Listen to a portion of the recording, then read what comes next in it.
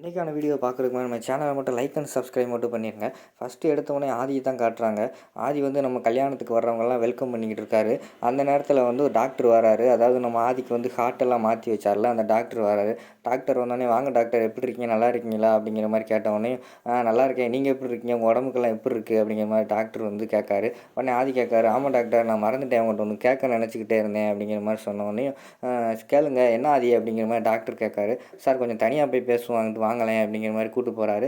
உடனே ஆதியும் டாக்டரும் தனியாக போகிறாங்க. சார், என் ஹார்ட்டில் ஏதோ ஒரு பிரச்சனை இருக்கிற மாதிரி தெரியுது அப்படிங்கிற மாதிரி சொன்னோடனே, என்ன சொல்கிறீங்க, இதெல்லாம் நீங்கள் ஹாஸ்பிட்டலில் வந்து செக் பண்ணியிருக்கலாம்ல, ஏதோ அன்கம்ஃபர்ட்டாக ஃபீல் ஆகுதா அப்படிங்கிற மாதிரி டாக்டர் இருக்காரு. சார், அதுலலாம் ஒன்றும் பிரச்சனை இல்லை சார், எனக்கு நெருக்கமானவங்க, அதாவது எனக்கு என் ஹார்ட்டுக்கு நெருக்கமானவங்க யாரோ என் பக்கத்தில் இருக்கிற மாதிரி ஒரு ஃபீல் ஆகிக்கிட்டே இருக்குது டாக்டர் அப்படிங்கிற மாதிரி சொன்னோடனே, அப்படியெல்லாம் இருக்கிறதுக்கு வாய்ப்பு இல்லையே, நானும் இத்தனை இத்தனை வருஷம் எக்ஸ்பீரியன்ஸ் ஆகிடுச்சு, பல ஹார்ட் இது மாதிரி மாற்றி வச்சுருக்கேன், ஆனால் யாருக்குமே இந்த மாதிரி நடந்தது இல்லையே அப்படிங்கிற மாதிரி டாக்டர் சொல்கிறாரு.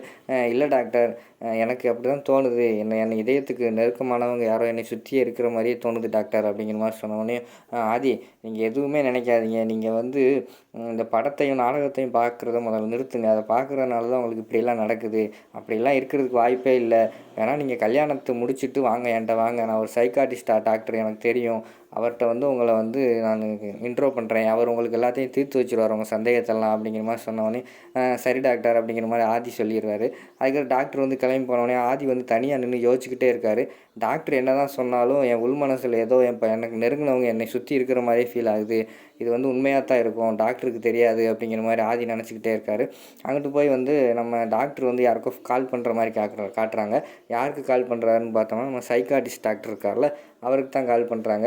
2 தடவை கால் பண்ணி அவர் வந்து எடுக்கலை. உடனே இந்த டாக்டர் சொல்கிறாரு, என்ன நேரம் கட்ட நேரத்தில் ஃபோனே எடுக்க மாட்டான் அப்படிங்கிற மாதிரிட்டு திருப்பி ட்ரை பண்ணுறாரு. அவர் எடுத்துடுறாரு. எடுத்தோடனே, வணக்கம் டாக்டர், எப்படி இருக்கீங்க அப்படிங்கிற மாதிரி நம்ம சைக்காட்டிஸ்ட் டாக்டர் வந்து கேட்காரு. நல்லா இருக்கேன், உனக்கு ஒரு வசமான ஒரு பேஷண்ட் சிக்கிட்டாயா, அதாவது கொஞ்ச நாளைக்கு முன்னாடி, கொஞ்சம் மாதத்துக்கு முன்னாடி நான் ஒருத்தனுக்கு ஹார்ட் வந்து ஆப்ரேஷன் பண்ணேன், அவனுக்கு வந்து ஏதோ மனசுக்குள்ளே ஏதோ நெருக்கமானவங்க இருக்கிறாங்களாம் அப்படிங்கிற மாதிரி சொல்லிக்கிட்டே இருக்கான் அப்படிங்கிற மாதிரி சொன்னோடனே, ஃபன்னியாக இருக்கே, அப்படியெல்லாம் இருக்கிறதுக்கு வாய்ப்பு இல்லை, யார் அவர் சொன்னோடனே, அது எனக்கு தெரிஞ்சவர் தான், நான் ஒரு கல்யாணம் அதை முடிஞ்சோடனே உனக்கு அனுப்பி வைக்கிறேன், நீ அவர் என்ன ஏதுன்னு பார்த்துக்கோ அப்படிங்கிற மாதிரி சொன்னோடனே, சரி டாக்டர், நான் பார்த்துக்கிறேன் அப்படிங்கிற அந்த டாக்டர் சொல்லிக்கிட்டே இருக்கிற நேரத்தில் இங்கிட்டு வந்து நம்ம பாரதியை வந்து அந்த டாக்டர் பார்த்துடுறாரு. பாரதியை பார்த்தோன்னே அவர் யோசிச்சு பார்க்காரு. பாரதி நம்ம வாசுக்கெல்லாம் ஆக்சிடென்ட் ஆகி அந்த ஹாஸ்பிட்டல் தான் அட்மிட் ஆகியிருந்தாங்கல்ல, அது வந்து இந்த டாக்டருக்கு ஞாபகம் வந்துடுது. வந்தோடனே, இந்த பொண்ணு தானே அது அப்படின்னு சொல்லிட்டு நேரடியாக போய் பாரதிகிட்டே கேட்டுருவோம் அப்படின்னு சொல்லிட்டு பாரதிகிட்ட போய் டாக்டர் பேசுகிறாரு. நில்லுமா, நீ இந்த காஞ்சிபுரத்தில் அந்த டாக்டருக்கு உங்கள் ஹஸ்பண்டுக்கு ஆக்சிடென்ட் ஆயிடுச்சுல அப்படிங்கிற மாதிரி டாக்டர் கேட்டோடனே, ஆமாம் டாக்டர், உங்களுக்கு எப்படி தெரியும் அப்படிங்கிற மாதிரி சொன்னோடனே, உன் ஹஸ்பண்ட் அட்மிட் ஆன ஹாஸ்பிட்டலில் நான் டாக்டராக தான்மா இருக்கேன் அப்படிங்கிற மாதிரி சொன்னோன்னே, சரி டாக்டர் அப்படிங்கிற மாதிரி சொல்லிவிட்டு, ஆமாம், எப்படிம்மா இந்த கல்யாணத்துக்கு நீ வந்த அப்படிங்கிற மாதிரி கேட்டவுடனேயும், எனக்கு கல்யாண வீட்டுக்காரங்க தான் இன்விடேஷன் வச்சாங்க, வர வேண்டாம் தான் நினச்சேன், ஆனால் வீட்டில் வந்து இன்விடேஷன் வச்சதுனால என்னால் வராமல் இருக்க முடியல டாக்டர் அப்படிங்கிற மாதிரி சொன்னோன்னே, யார் இவங்க உங்கள் வீட்டுக்கு வந்தாங்களா அப்படிங்கிற மாதிரி டாக்டர் கேட்காரு. ஆமாம் டாக்டர், ஏன் கேட்குறீங்க, அவங்க தான் வந்து வச்சாங்க அப்படிங்கிற மாதிரி கேட்டவுடனே நம்ம பாரதி மனசுக்குள்ளேயே யோசிச்சுக்கிட்டே இருக்காங்க. எதுக்கு இவர் இப்போ தேவையில்லாத இவ்வளோ கொஸ்டின்லாம் கேட்டுக்கிட்டு இருக்காரு அப்படிங்கிற மாதிரி யோசிச்சுக்கிட்டே இருக்கிற நேரத்தில் தமிழ் வந்து, அம்மா எனக்கு பசிக்குது, வாமா போகலாம் அப்படின்னு சொன்னோடனே, தமிழுக்கு பசிக்குது டாக்டர், நம்ம அப்பளம் பார்ப்போம் அப்படின்னு சொல்லிட்டு பாரதியும் தமிழும் கிளம்பி போயிடுறாங்க. இந்த டாக்டர் வந்து, என்ன நம்மளும் இவங்க சிக்கலில் மாட்டி விட்டுருவாங்க போல அப்படின்னு சொல்லிட்டு அறிவுக்கு கால் பண்ணுறாரு.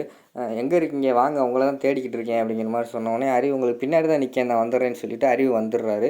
அறிவு வந்தவொடனே, என்ன நினச்சிக்கிட்டு இருக்கீங்க, நான் உங்கள் குடும்பத்துக்காக எவ்வளோ ரிஸ்க் எடுத்திருக்கேன் தெரியுமா, நான் அந்த ஹார்ட் மட்டும் தெரியாமல் மாற்றி வச்சேங்கிறது மட்டும் தெரிஞ்சுதுன்னு வச்சுக்கோங்களேன், என்னை வேலையை விட்டே தூக்கிடுவாங்க அப்படிங்கிற மாதிரி என் வேலைக்கே உழ வச்சுருவாங்க, அவ்வளோ ரிஸ்க் எடுத்து உங்களுக்கு வேலை பார்த்துருக்கேன், நீங்கள் என்ன இப்படி அவ்வளோ கூப்பிட்டு வச்சுருக்கீங்க இந்த கல்யாணத்துக்கு, நீங்கள் அதுக்காக சமரசமான என்கிட்டலாம் சொல்லக்கூடாதா அப்படிங்கிற மாதிரி டாக்டர் கேட்காரு. என்ன சொல்கிறீங்க டாக்டர், எனக்கு ஒன்றும் புரியலை அப்படிங்கிற மாதிரி சொன்னோடனே, ஆதிக்கு வந்து ஒரு ஹார்ட் ஒரு பையன்கிட்டருந்து எடுத்து வச்சோம்ல, அந்த பையனோட ஒய்ஃப் வந்திருக்கா அப்படின்னு சொன்னோடனே நம்ம அறிவு வந்து ஷாக் ஆகிடாரு. என்ன டாக்டர் சொல்கிறீங்க அப்படிங்கிற மாதிரி ஒன்று, எனக்கு தெரியாத, இது ஏதோ குழப்பம் நடந்துருச்சு போலையே, நீங்கள் தயவு செய்து அந்த பொம்பளை வந்துட்டு யாருன்னு மட்டும் என்கிட்ட காட்டுங்க, அதை எப்படியா இந்த இடத்த விட்டு காலி பண்ணிடுவோம் அப்படிங்கிற மாதிரி அறிவு சொல்கிறாரு. வாங்க, இங்கே தான் நின்றுக்கிட்டு இருந்தா வாங்க போவோம் அப்படின்னு சொல்லிட்டு 2 பேரும் தேடி பார்க்காங்க. ஆனால் அதுக்குள்ளே நம்ம தமிழும் நம்ம பாரதி வேற எங்கிட்ட போயிடுறாங்க. இவங்க தேடிக்கிட்டே இருக்காங்க. ஆனால் அவங்க கண்ணுக்கு வந்து நம்ம அறிவும் நம்ம பாரதியும் நம்ம தமிழும் கிடைக்கவே இல்லை.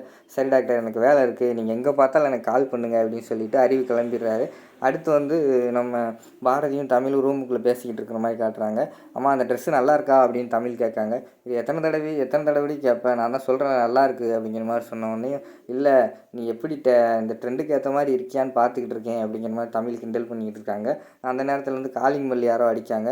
அக்கா யாரோ அடிக்காங்க பாரு அப்படிங்கிற மாதிரி நம்ம பாரதி சொன்ன உடனே அந்த லதா அக்கா தான் வந்திருப்பாங்க. ஏதாவது பவுடர் கொடு பொட்டை கொடுன்னு கேட்டிருப்பாங்க. நான் போய் பார்த்துட்டு வரேன் அப்படின்னு சொல்லிட்டு தமிழ் போய் கதவை திறக்காங்க. பார்த்தா ஆதி வந்திருக்காரு. ஃப்ரெண்ட் என்ன ஃப்ரெண்ட் இங்கே இருக்கீங்க அப்படின்னு கேட்டோன்னே, உங்களை பார்க்க தான் வந்தேன் ஃப்ரெண்ட் அப்படிங்கிற மாதிரி நம்ம ஆதி சொல்கிறாரு. அது எப்படி ஃப்ரெண்ட், நான் உங்களை பார்க்கணும்னு நினைக்கிறப்போ கரெக்டாக வந்துடுறீங்க அப்படிங்கிற மாதிரி வந்து நம்ம தமிழ் கேட்டவுடனே, அதுக்கு எனக்கு தெரியும் ஃப்ரெண்ட், நான் உங்கள் மனசுக்குள்ளே இருக்கிறேன்ல அப்படிங்கிற மாதிரி நம்ம ஆதி சொல்கிறாரு.